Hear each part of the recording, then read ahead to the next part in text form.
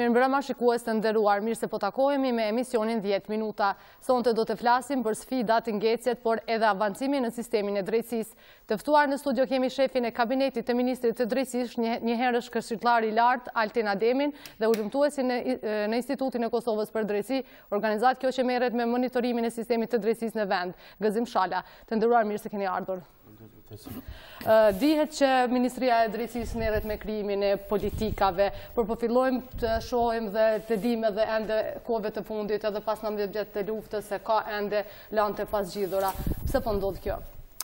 Faleminderit njëherë për ftesën, përshëndetje për gjithë shikuesit e Radio Television të Kosovës.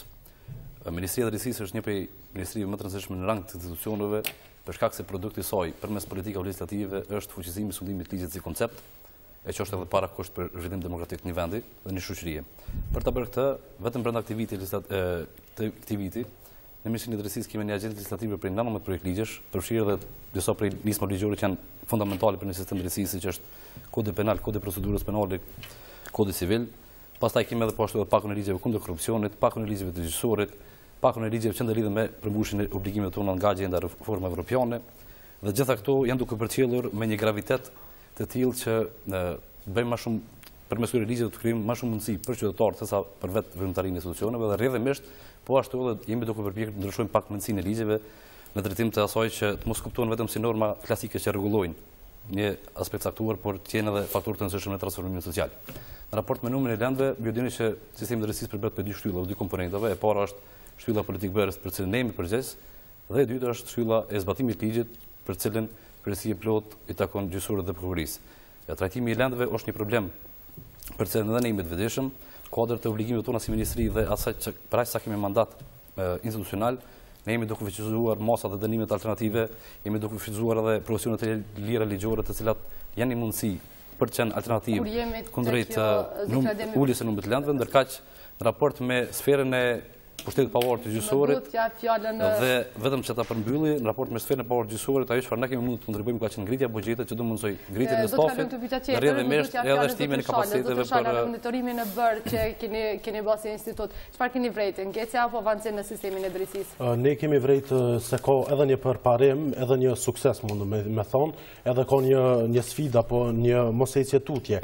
Si sukses mund të themi se është miratimi i ligjeve të cilat ja kalojnë pothuajse secilit vend në rajon, mirë po sfidë në sistemin e drejtësisë në Republikën e Kosovës mbetet zbatimi i tij.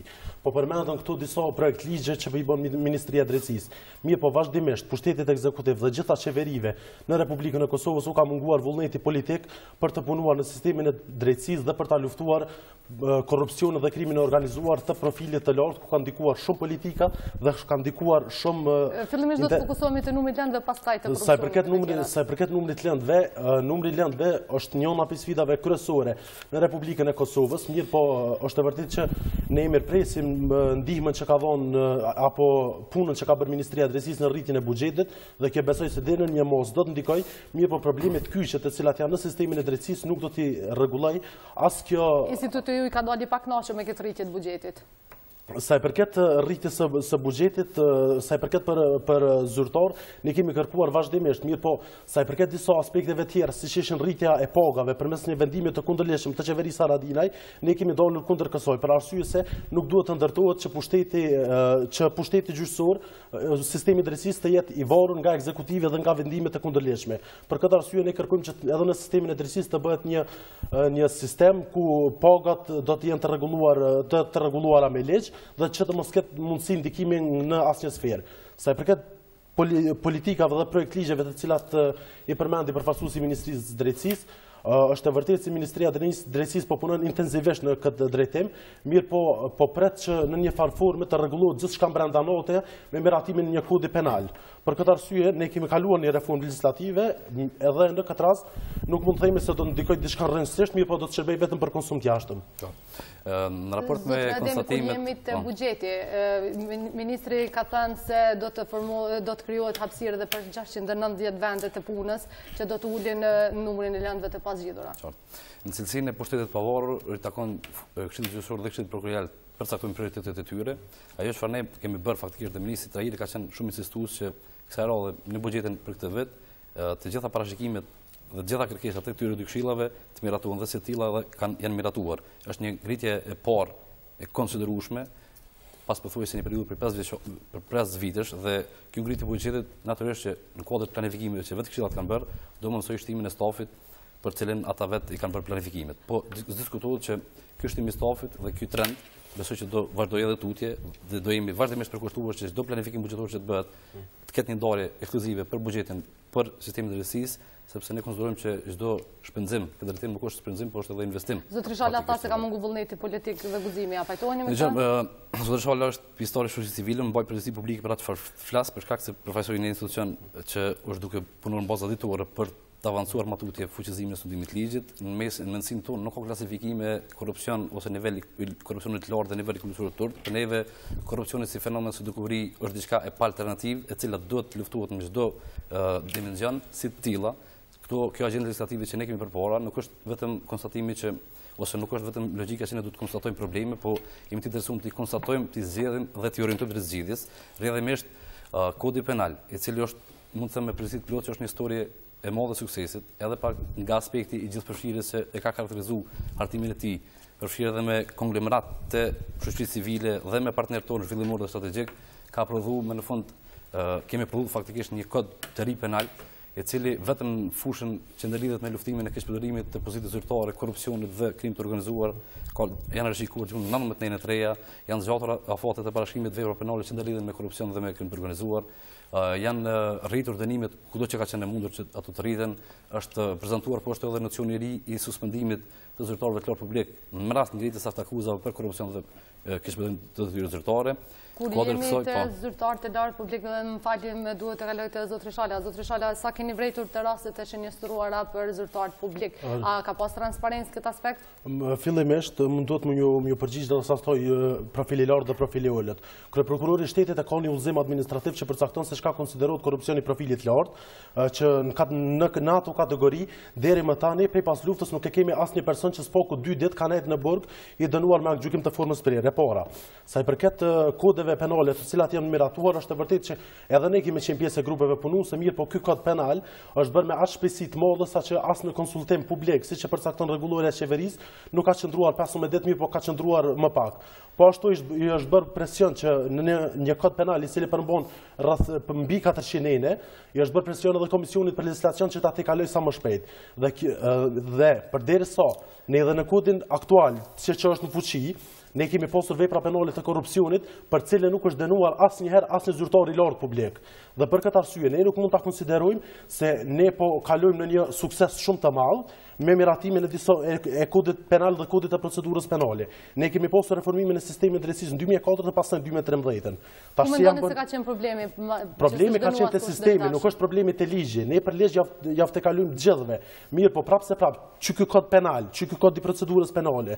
Ky ka më shkuar në një sistem të drejtësisë i cili është i politizuar.